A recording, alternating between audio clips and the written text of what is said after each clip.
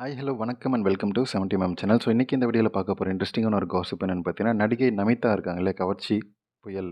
So அவங்க வந்து 2 ஹீரோக்களால் தன்னுடைய மொத்த கரியரை வந்து தொலைச்சாங்க. ஸோ அந்த 2 நடிகர் கூட நடித்ததுக்கப்புறம் அவங்களுக்கு எந்த பட வாய்ப்புமே இல்லாமல் போனதால் ஐட்டம் நடிகையாகவே மாறி போன சோகம். ஸோ பல பேரை நம்பி சினிமா வாழ்க்கையை வந்து இழந்திருக்காரு நடிகை நமிதா. ஸோ என்ன விஷயம் அப்படி நம்ம டீட்டெயிலில் விட கிளப்பி பார்க்கலாம். ஸோ 90s கிட்ஸான அதாவது கனவு கன்னியாக இருந்த நடிகை நமிதா 2004ஆம் ஆண்டு விஜயகாந்த் நடிப்பில் வெளியான எங்கள் அண்ணா அப்படின்ற படத்தின் மூலமாக வந்து தமிழ் சினிமாவுக்கு அறிமுகமானார்.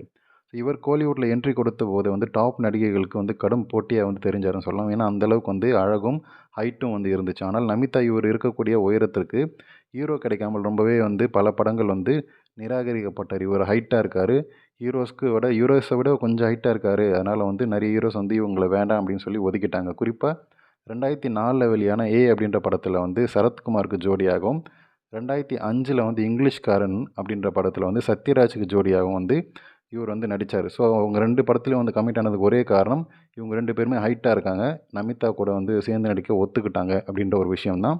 ஸோ அவர் வந்து கதையும் கேட்காம, அந்த ஹீரோக்கு மார்க்கெட் இருக்கா இல்லையான்னு பார்க்காம வந்து படம் சான்ஸ் கிடைச்சா போதும் அப்படின்னு சொல்லி நடிச்சிட்டாரு. அதுக்கப்புறம் வந்து 2007 நடிகர் ஜீவனுடன் வந்து நான் அவன் இல்லை அப்படின்ற போன்ற படங்களில் வந்து தனக்கு ஏற்ற கதை இருக்கா இல்லையா அப்படின்னு சொல்லி கேட்காமே வந்து நடிச்சிட்டாரு.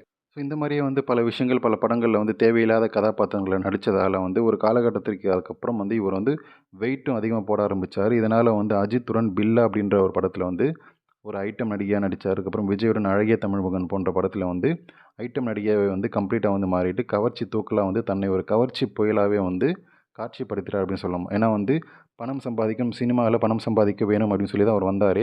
ஆனால் வந்து ஹீரோயின் சான்ஸ் கிடைக்கல அப்படின்னா இந்த மாதிரி விஷயங்களுக்கு மாறிட்டார். ஸோ பல அட்ஜஸ்ட்மெண்ட்டு தாண்டி தான் அவர் வந்தார் அப்படின்னு.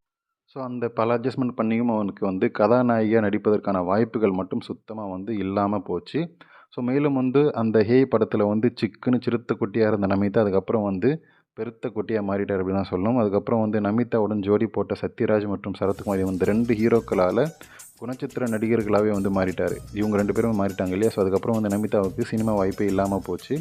ஒருவேளை நமிதாவோட உயரத்துக்கு உயரத்தெல்லாம் பொருட்படுத்தாமல் இப்போ இருந்த நடிகர்கள் வந்து அந்த